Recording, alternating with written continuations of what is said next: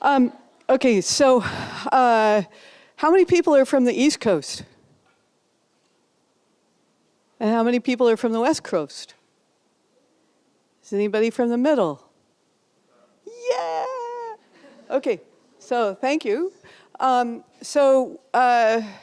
want to give you the context. We're western Nebraska, 3 hours north of Denver. And, but Nebraska, it's in the little thing that sticks out. And we are on broken treaty land, like most farms are. So the people, the most recent people before my relatives came in, the whites came into that area were the Lakota. And so we are very grateful for them caring for the land. We are in an area where it's prairie. We are high and dry. We're almost a mile high. And we have bluffs around us, a 30-mile length of bluff. And it is a mile high. And so we can get to be 100, 105 sometimes in June, and we can get to be 20 below in the winter. So we're zone 4. And I love biennials, and my husband and I went, he got an internship in Switzerland with Amadeus Junke in the 1990s, and we were there for a year and a half studying at the Swiss Seed Company. And we also were working with people with special needs. All during that time, we were living with adults with special needs, and when we came back as well.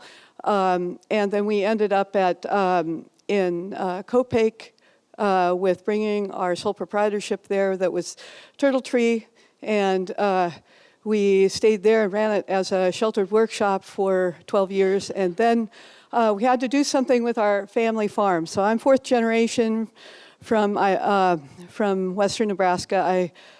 I grew up there, but I left for 37 years and told myself not to forget. I am not a scientist, so the way I express myself with plants is kind of not so, you might shake your head at it. Thank goodness that I got a little bit educated by John here and there. And so here we go. This is kind of what our landscape looks like, and you can see at the very end, that's Scotts Bluff. This is, I'm going to speak about 4 biennials that we do. And, well, actually, I just want to point out that in our temperate climates, all of you are growing something in your gardens that are out of these families. So basically, this is boiled down to showing the flowers of 9 families here. And 4 of those families are biennials. So we are growing, we have grown cabbages there, the Oleraceae.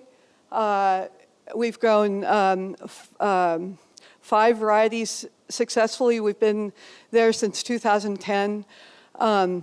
We've grown 6 carrot varieties, 2 purples and 4 oranges there, and we've grown onions, 4 varieties of onions that we're maintaining.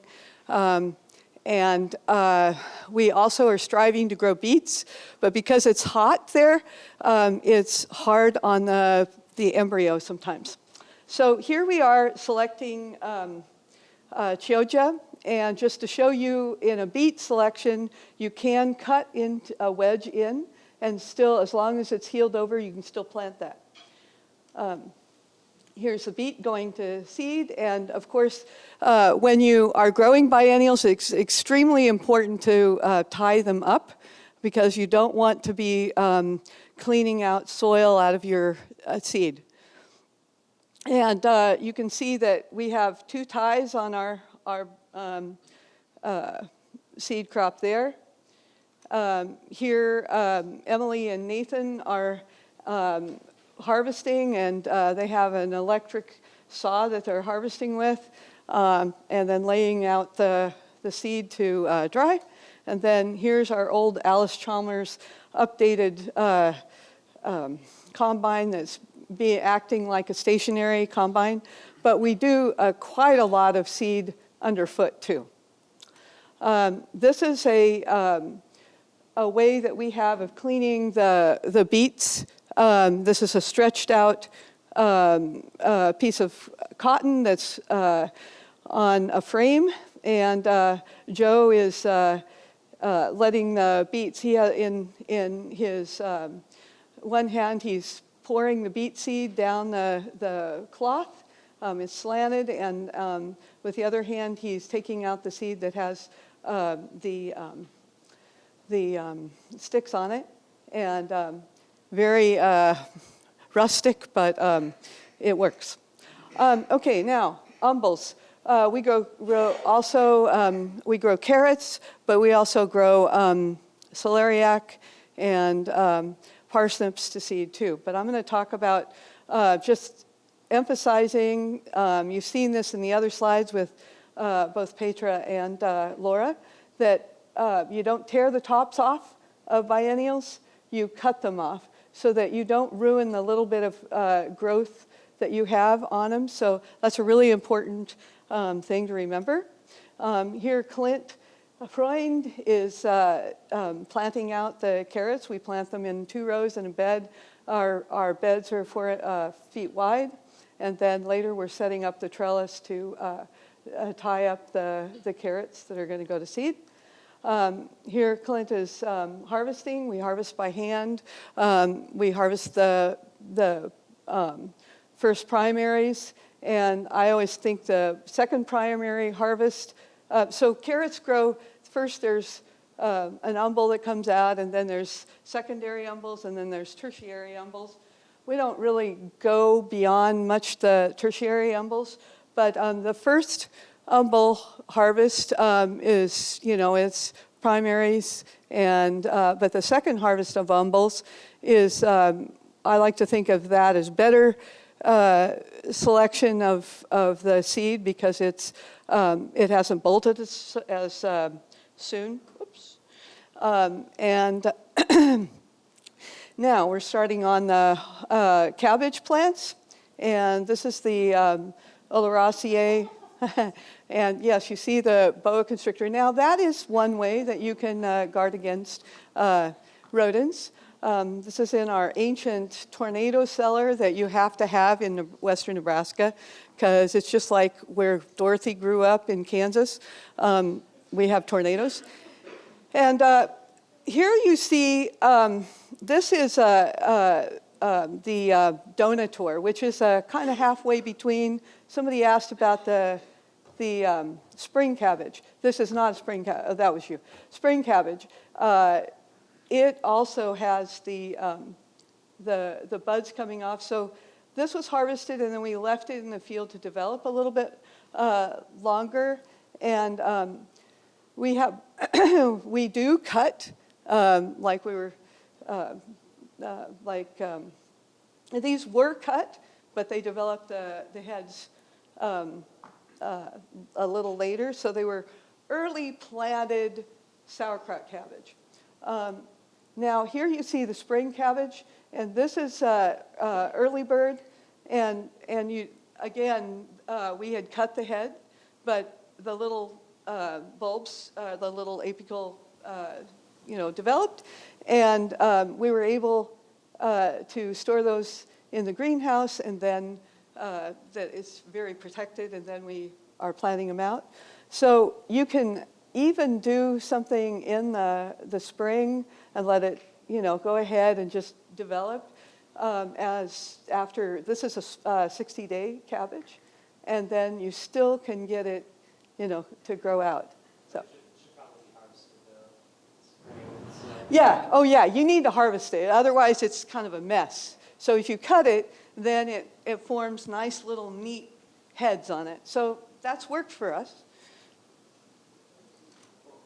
Okay, so here's Nathan selecting the storage cabbage, and the flagging, you've seen flagging all the way through both slide presentations. It's really important to make sure that everybody is clear on which side to put, if there's helping you select which side to put the flag.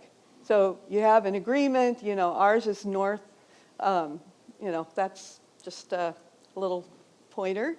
And then if you leave the head on, you can do a cross in the spring. But we do cut a lot of our heads. The advantage there too is that you can examine how much the core is developed. And a lot of times you want to choose for a shorter core. So, but we're on very, we don't have very much money to do these things. So we're kind of a Noah's Ark, if you will. Here is another, you can see our selection there. And this did not work. We tried to overwinter them because we thought, oh, this is going to be, we'll protect them really well. And the ones that, made it in the root cellar. But, there's always those kinds of things that work and don't work. Here you see our tied up brassicas again that have gone to seed. It's really, really important to tie up your biennials. Here's Clint harvesting in the, what I wanted to talk about here is the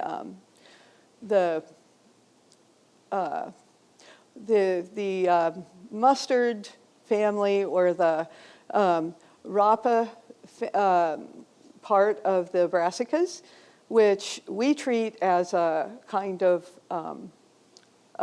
annual. So we have it in the greenhouse, and then we harvest it then in the autumn. That's what we can do with broccoli, et cetera. And here's a lettuce. This is a different film group than I had. Whoops. I don't know how this happened. Excuse me, but this is not the update. This is our living room. And so the important thing about this thing is that it's really, really important that if you're laying out your seed to cure or dry or waiting before you do the next step, that you make sure that you label everything and that you don't put the same family in. You don't put more than one family in a room if you're on a shoestring. So all of our rooms have, except the bathroom, have seed in them, shelves of seed. Okay, so here we're covering, we do a lot of garlic. We're doing a big contract. We contract with 7 or 8 various seed companies. This year we're contracting with Seed Savers for our music garlic and plus some others. We're covering our garlic. We plant it just like everybody else in the autumn, and it overwinters just great. And let's see. Oh, yeah.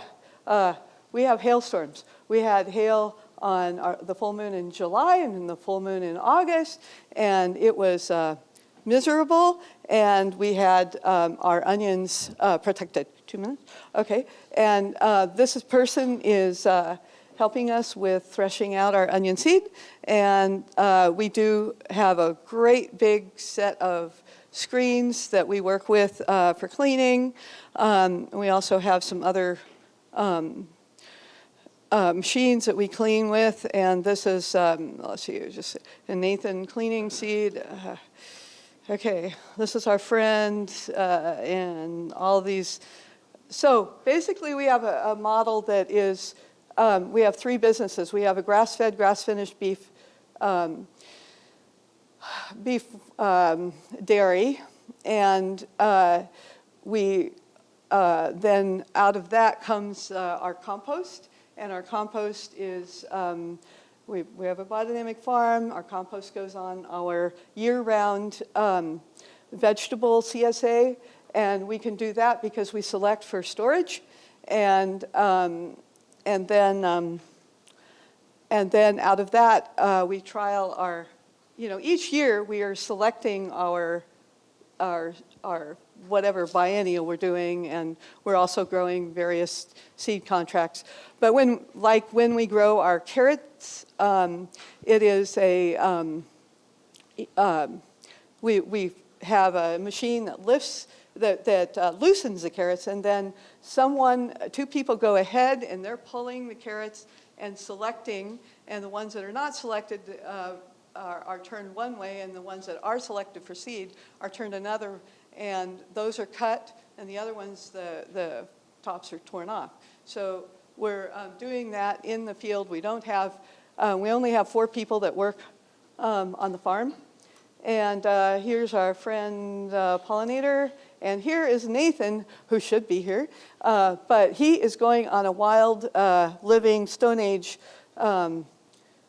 thing in April, and he was too busy to come. So this is him. He goes to that long bluff thing every week, and he found a birch that shouldn't be growing in our area because it's way too far south, but it's from its seed that actually germinated, and so he found it and told the state biologist or whatever, and because he's going to be gone, we're looking for people that are passionate about seed to join us, and all the other people, we have 2 other young people that are fantastic and very jolly to be around. So if you're interested in visiting, we have workshops that you can come to throughout the year, and we are trying to pass on our land. It will go out of the family and not be anymore owned, because we want to do something about stepping toward this, what we need to be now as human beings, as cosmopolitan, and gardening can really be that thing that helps humanity go forward. And so we're hoping that this farm can be a demonstration farm and lead the way for getting the land back into people's hands. And we're also working with probation officers to have people come to do community service on the farm, so that we can help, the farm can help people heal, and people can help the land heal. So that's it. Yeah.